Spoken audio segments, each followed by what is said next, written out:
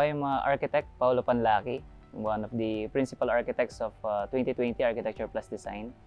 So, we are nasa 7 years na sa industry ng architecture. We started 2020 because of, actually 2020 is, as we know, yun yung perfect vision ng mata. From there, yung vision ng client, saka yung vision namin as an architect is kinoconnect namin yun in order to create something. Yun yung to reality. So from vision, nagiging reality siya. So that is why we started 2020 Architecture Plus Design. Yung design inspiration ni Suncoast Villas, as you can see, it started from the Mount Arayat. So when we saw the beauty of Mount Arayat, gumawa kami ng design na kung paano natin siya ma-maximize. So kung paano siya lilitaw kahit na in terms of function at saka yung meron siyang aesthetic.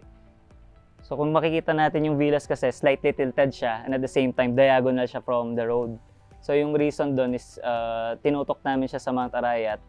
Once na, for example, nagising ka ganyan, mag-sip ka ng coffee mo, meron kang magandang view, yung experience na pagkagising mo may maganda kang view at saka yung Mount Arayat nakikita mo agad siya. The overall land of Suncoast Villas is at around 4,000 square meters, 4,200 square meters to be exact. So yung sa exterior and interior design, yung sa interior kasi we played with white and wood colors para yung warmth ng yung vibrance niya, yung aesthetic niya sa loob, ma-feel siya na okay siya. At the same time, yung sa exterior kasi gumamit kami ng white panels para dun sa lesser heat gain, kaya white din yung ginamit namin. Metalink is my go-to supplier na kasi. So when it comes to innovations kasi, Metalink may marami silang variety of products, lalo na yung mga prime products nila. Yan yung pinaka ginagamit namin. So kaya yung EcoSim din, nung nag-uusap kami ni John, we were discussing kung ano yung best product na gamitin para sa project and we decided to go with the EcoSim. So yun yung pinaka-flexible and adaptable para sa project.